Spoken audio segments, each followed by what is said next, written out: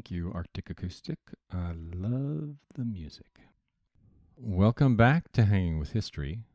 This is Season 1, That Miracle That Happened, That One Time. And this is Episode 2, The Farmers. This is a re-recording in 2022 of the original from 2020 with some slight tweaks. Last episode, we ended with a breezy little discussion of violence in the Paleolithic. You could read Steven Pinker for a deeper dive, by the way. My focus was all the violent death going on at that time. This week, I'd like to continue de-romanticizing the past so that we can get on to the miracle part of that miracle that happened, that one time. Britain is the source of the Industrial Revolution. Britain protected it, grew it, released it onto the world, and yet a history laser-focused on Britain would only tell a narrow part of the story. It's also easy, because it's been done before, to mistake what was unusual and special about Britain in history. So we're going to need a broader view alongside the history of Britain, if only so we can have an accurate notion of Britain. What's the usual way to see Britain? British history opens with a Celtic population, an overlay of ancient Roman/Italian culture, which Roman culture was heavily Greek-influenced. You have a German tribe, the Saxons and the Angles and Jutes, who may have been Danes, but maybe that's a distinction without a difference at this point in history. We don't know. Then you had many years of Celtic peoples in Wales and Scotland developing separately, while the Anglo-Saxons dominated England. And that's where we get the name England from Angleland, meaning land of the Angles, not to be confused with the City of Angels. And you have Christianity changing the British island. There is first an Irish-inflected version, and Christianity is in some ways the most successful Jewish cult, integrating Greek philosophy with older Jewish thought, which itself might have been heavily influenced by Babylonian and Egyptian thought. And then the Vikings came. They brought settlement to a lot of areas, brought their ideas of law. Even the word law comes from an Old Norse word for something laid down or fixed. A huge influence on the language generally through hundreds of years of physical and cultural interaction, intermingling, and conquest with Anglo-Saxon England. Led Zeppelin's The Immigrant Song gets it mostly right. And then you have the Norman Conquest. Norman means Northman, but these are people whose great-grandparents had been Vikings and were more of a French chivalric culture by 1066. There followed a very brutal replacement of what was by then an Anglo-Danish ruling class with a Norman one. There are few cultures more brutal to the upper class than a chivalric culture. And of course, that brought over a lot of Norman French words to the language, roughly half the words, as for hundreds of years the written language was basically French along with Latin. You get what seems like a normal European country in the high Middle Ages, but then Magna Carta, Wycliffe, and things like Wat Tyler's Rebellion pop up, and you get a new pattern of landholding and freer peasants than on the continent, much freer. It's all very suspicious. England, for some reason, let's put off judgment on why, actually seems pretty different by this point in time already. This is why we'll devote time to a Viking arc, why England is so different. And England was the first Protestant country to break from the Church of Rome successfully, ended up as an important bulwark in the defense of Protestantism and its spread throughout the world. Gradually, they adopted Calvinist ideology, if not forms, with all the energy and intellectual innovation that walks hand in hand with Calvinist-type religion, the reasons for which there will be many episodes. You get London, the first real world city, Isaac Newton, Hume, Locke, Adam Smith, the Royal Navy's destruction of the global slave trade.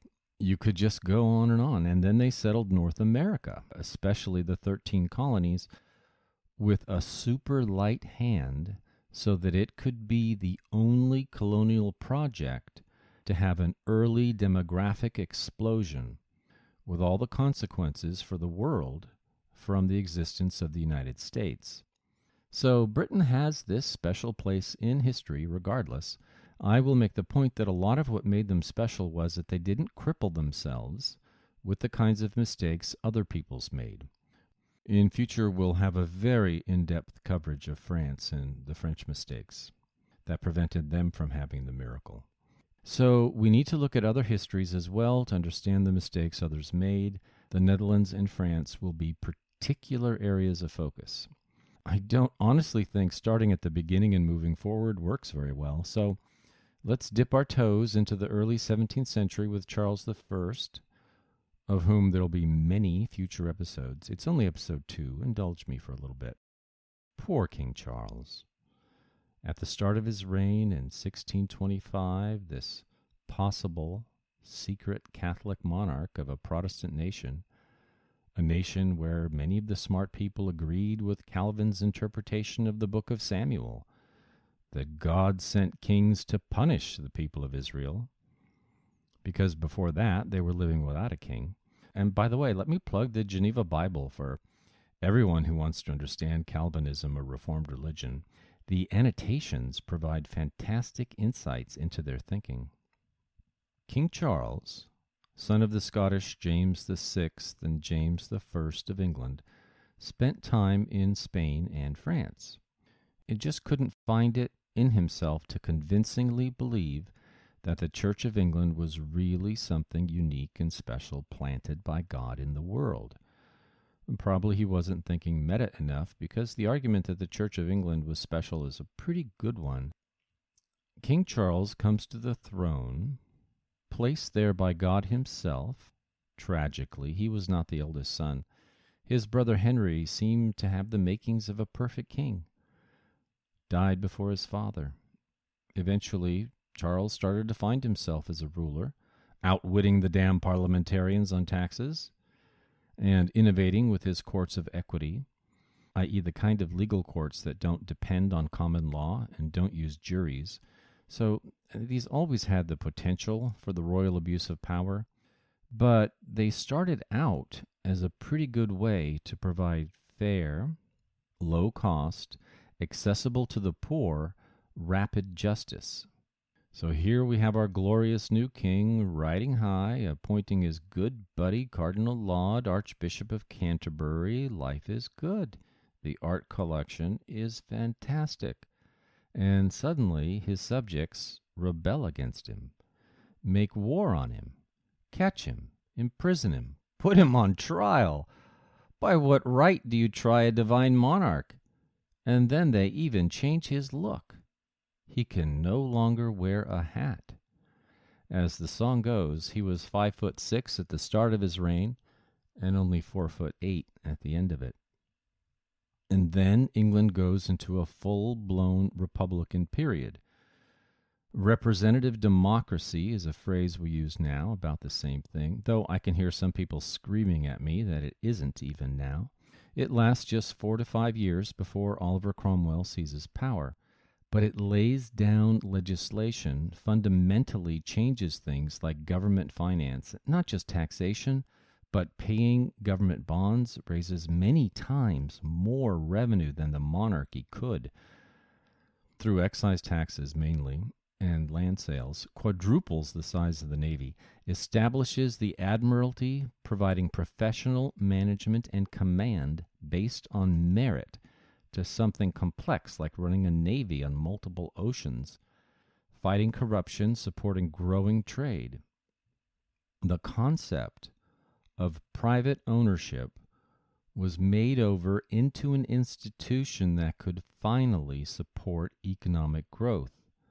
This was really the best form of private ownership the world had seen up to that time. They laid down all these things that were far-sighted and laid a fantastic foundation for the future.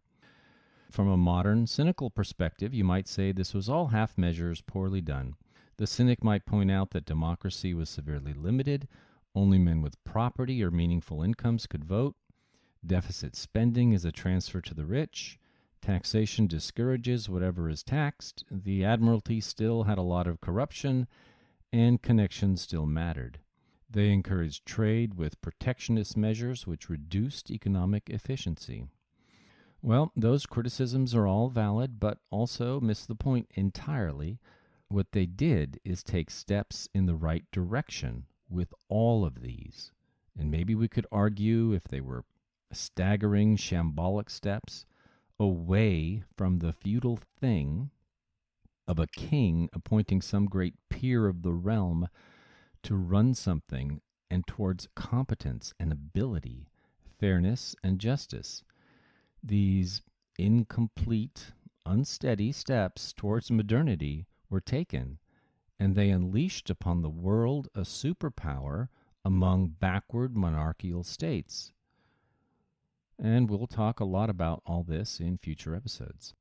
And yes, this new republic, run by a parliament that passed many ordinances and acts, capital O, capital A, that did perhaps as much to move humanity forward as any 4 years of politics ever did. You have to admit they were brilliant. Yes, I know. We haven't really spent the time yet for me to demonstrate that to you, but we will. Anyway, these brilliant politicians screwed up big time and blew up their republic. This is like episode 1. Why do people have to pull on the threads of their parachute? Why does brilliance have to have so much stupid in it? This is just one more example of smart people doing stupid things. So what short-sighted thing did they do? They refused to pay the army that just won the English Civil War.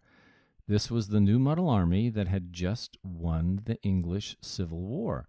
The main cause was religious bigotry.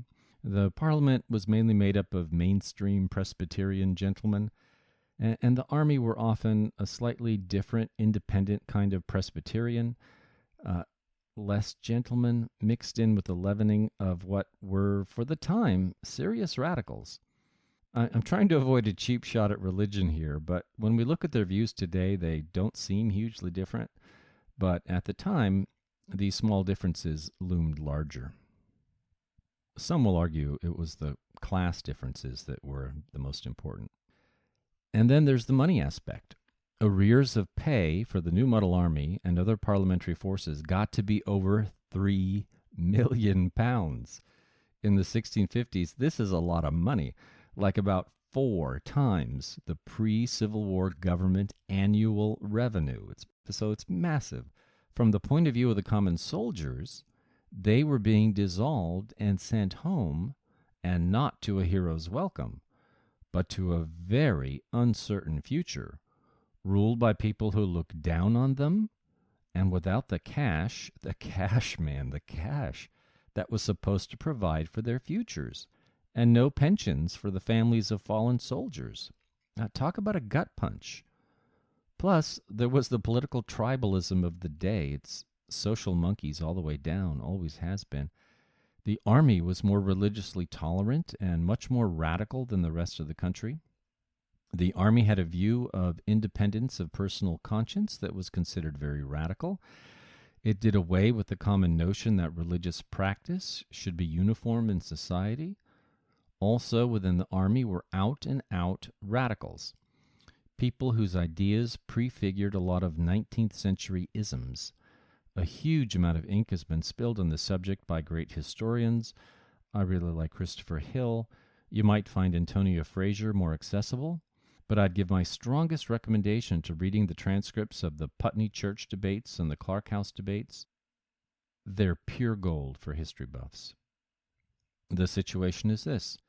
The army is sick of disrespect, the lack of pay.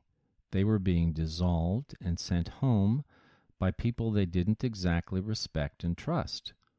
What would happen to them and their families once they were not together to protect each other? How could they forget the broken promises? They felt betrayed because in some very real ways they were betrayed. But what should they do about it? Despite their tendency to massacre Catholics in the future, they took God and duty seriously, I promised you paradoxes, and wanted what was best for their country. So they debated it, and transcripts were kept. Not everyone got named. An ordinary soldier might just be identified by the term buff coat, named for the simple clothes they wore, whereas officers were always named, but the common soldier's words were also written down. They considered changing to a country of real democracy, where all men could vote, breaking up great estates and distributing land, communes and communal ownership, and radical religious freedom. There will be many episodes on this in the future. For now, let's make the meta point that these issues were debated and taken seriously and publicly and openly, with representatives of the common soldiers present and heard by the great like Fairfax and Cromwell. What a step forward in respect, fairness, and trust.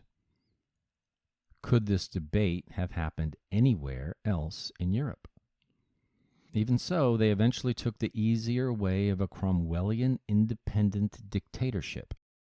Gordian knots need to be undone somehow, so watch out. This is a general human warning. When solutions to difficult problems are understood to be necessary, sometimes misunderstood to be necessary, sometimes brutal solutions that you might think are unthinkable will be chosen because they will at least solve the problem, or the imagined problem. So anyway, now Britain had a dictatorship, an effective, capable one. No other country could resist on its own terms. So down went the mightiest naval power in the world, the Dutch, in 1653, and down went the Scots, who were normally good at resisting the English on their home ground. Cromwell did not undo the policy achievements of the Republic pretty much, and neither did the Restoration monarchy of Charles II, although Restoration Stuart monarchs did backslide on the question of merit versus quality. For Charles, birth was at least equal in importance to merit, and of course this didn't work out so well when de Ruyter came sailing up the Thames in the Second Anglo-Dutch War. And there was a period, which I believe was very useful to the future, probably necessary, of radical independent religious rule under Cromwell. We actually see something sort of like rule by the middle class. The fact that the middle class ruled, and in many ways better than the gentry and nobles, may have had a profound effect.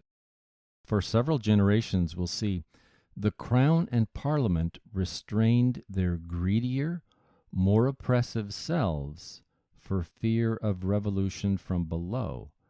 And then a lot of this restraint became habit and common law. To simplify a bit, Protestantism was a pretty radical force for social justice in a world led by Catholic clerics, reinforcing a society that existed largely for the benefit of kings and nobility. The great chain of being held that we only existed to serve those above us, and that this was the way God liked it. So we had to live that way. And why did it change? The early leaders like Martin Luther and John Calvin insisted people learn to read, that the Holy Word be available in their own language, not Latin and Greek only. Then they should take in the Holy Word and understand it for themselves, using reason. The grain of the idea that you should, no, must. Think for yourself was right there. As an idea, this was world-shaking. It undermined all previous formulations of heroism and ideology. The tool of understanding was to be rational thought, could only be rational thought, or call it reasoning. In time, the elevation of reason would overthrow everything. And people did think for themselves with predictably horrible results. Wars, bloody, brutal wars all over Western Europe, massacres by torchlight, refugees fleeing in the night with nothing but the clothes on their backs, There were extreme radicals who took over regions and cities. Look into the history of Munster, where extreme radicals socialized all wealth, intending to create a paradise, and ended up, as happened in Soviet Russia and Communist China, as a slaughterhouse of misery, death, and despair. By the way, the Munster radicals were known as Anabaptists and were the forefathers of the Amish and Mennonites that we know and love in America today. They learned a lesson the very hard way about pacifism. These pacifist Germans would later play a huge, if unsung, role in the American Revolution by encouraging the desertion of George III's German mercenaries in a constant, freaking expensive, slow dribble for years. Imagine you're a Mennonite farmer, and you were land rich, as very ordinary American farmers were, beyond the dreams of your forebears. There's this Revolutionary War going on, so you've been told anyway. You don't much care. It's a thing the English do. And you don't have a son or a suitable son who wants to inherit your farm, but you do have a daughter or 5, and you need to provide for them. You have a big problem to solve. There are some big, strong, healthy guys over there in the British Army who speak your German language. You go ask them a few questions. Who grew up on a farm but won't inherit one? All hands go up, because these Hessian mercenaries were all second sons of farmers. You invite one likely lad to dinner, nothing so odd about that. Encourage sleeping with your daughter before he goes back to his unit. There's just the one bed you have to share. Sorry, you gotta. A few weeks later, you go back and let the young man know she's pregnant. And by the way, you know that awesome farm I have that was way bigger than your family's back home? You saw it, very likely 10 times bigger. And I have no lord to serve. I pay practically zero in taxes. By European standards, the humble Mennonite farmer is something of high social status. You will inherit it and get my daughter as a wife and the high status, if you leave your troop and come with me. And all that army discipline, dysentery, people shooting at you, that's over. And by the way, God demands you do this. Your conscience tells you it is true. Do well by doing good is a pretty powerful message. So that's one less German mercenary. Repeat a few times, and pretty soon there's a network of deserted soldiers to ease the desertion of even more. It worked for English speakers too, but I find the German pacifist contribution to the war effort more amusing. So, back to thinking for yourself. The Lutherans eventually got around to insisting on conformity, religious conformity. Many of the Calvinists did too, but in England, the independents were in a position to encourage you to think for yourself. And though that was voluntary, if you listen to the message, the meta-message in the message insisted on it. I don't know if you can have the kind of shift in thinking that you get in the pre-modern period without this preparation for the ground. The ground, of course, is in the minds of people, hobbits, and monkeys. We try to truly draw this process out in the Adam Smith arc. That should be episodes 60 to 70. Emmanuel Todd traces this out anthropologically, and he always refers to human sapiens behavior. But I think Social Monkeys and Hobbits gets closer to who we really are. First, you combine Protestants' insistence on reading the Bible with cheap printing, and you get literacy, or cheaper printing. Literacy, which weakens respect for tradition over the generations. Literacy leads to a lot of new ideas, especially when combined with the nuclear family, as in England. You get an increase in religiosity because you are reading and thinking the Bible, followed by a collapse in religiosity, which leaves you vulnerable to other isms, because you are going to believe in something, or at least pretend you do to fit in with the other social monkeys around you. My telling will differ slightly from Emmanuel Todd, but we get to the same place. So we get England going through a period of intense religiosity like this, and I don't mean everyone falls into it. After all, lots of hobbits don't want to think for themselves. They just want to get on with the business of living, making a living, conjugal love, and caring for their children.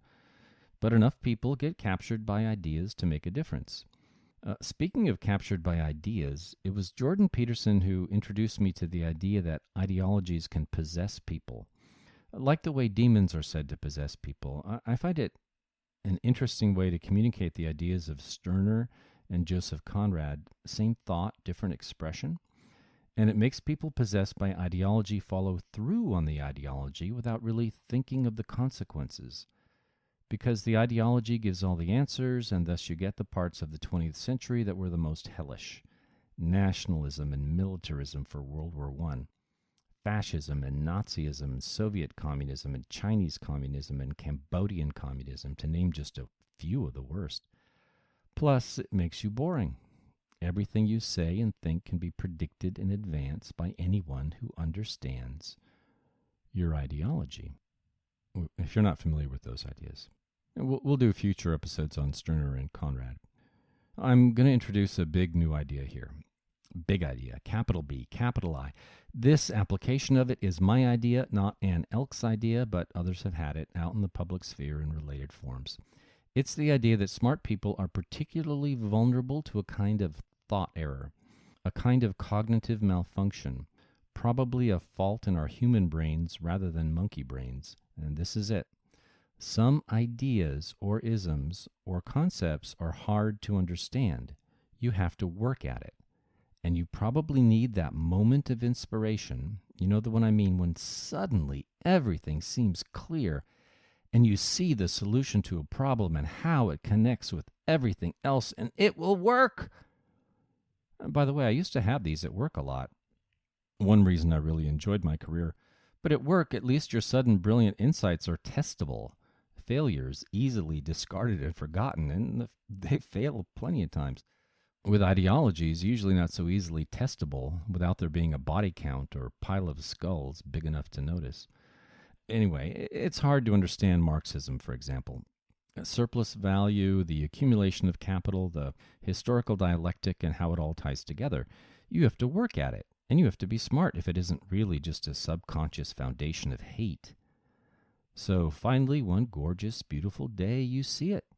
It all connects. It makes sense now. Surplus value is real. It's all exploitation, and it is fundamental to the system. The system must be smashed. And well, here is the error. The fact that you understand it makes it seem beautiful to you after all that hard thinking. It makes you more likely to believe it. You forget that it's just an idea, and though it seems terribly important to you that you've understood the idea, but just because you understand the idea doesn't give it any truth value in the real world. Because you find it beautiful, uplifting, and an inspiring idea doesn't give it truth value in the real world. But misled by beauty, you forget that. Sabine Hossenfelder wrote a book showing that even our most brilliant minds, theoretical physicists, fall into this trap. In her book, Lost in Math, she describes how theoretical physicists, distinguishing them from astrophysicists and experimental physicists, have been led astray by beauty in math, particularly in string theory. Perfect formulas, which are natural and simple.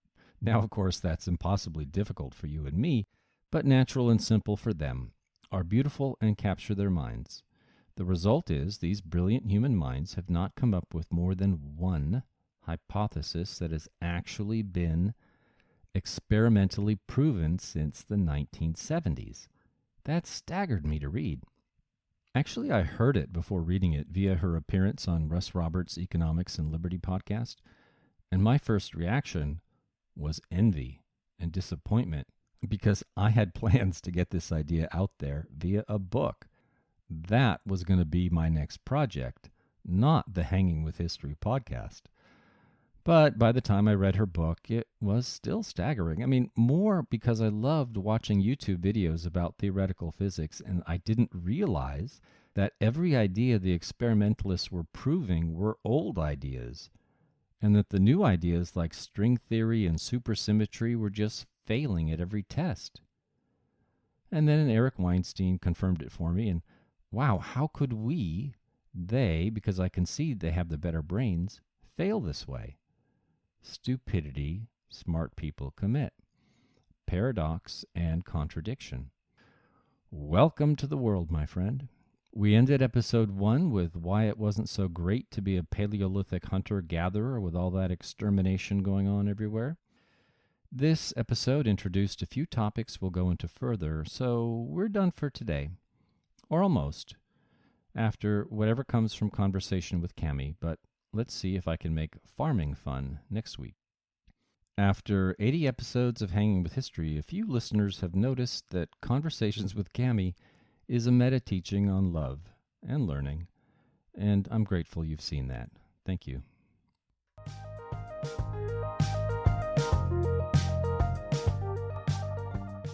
Okay, we'll figure it out. So we're here with... Oh, good. You mess up too. Oh, yeah. We're here for Conversations with Cami. Cami's my wife, and I'd like to get your take on episode 2.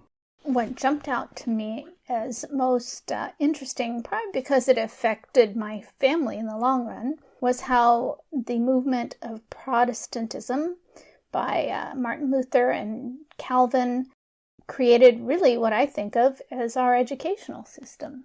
It seems to me that without those leaders encouraging the general public, the normal people, to learn to read and write, we might not have education as we think of it today.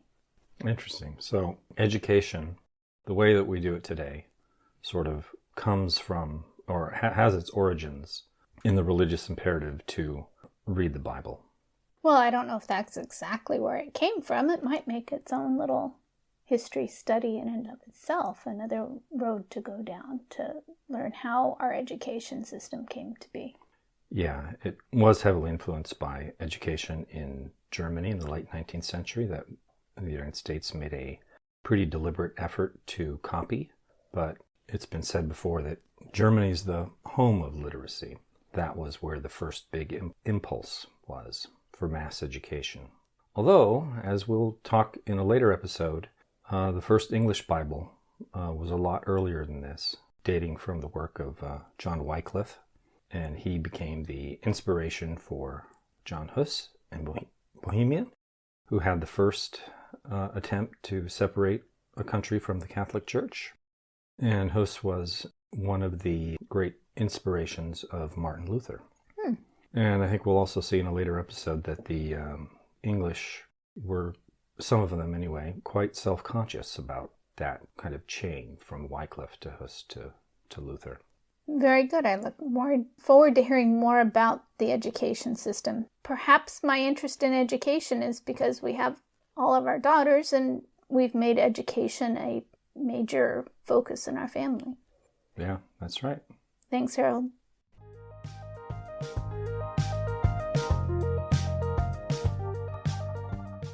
Please click subscribe or follow on your podcast app. If you like the podcast, please tell a friend about it. If you don't, please tell an enemy.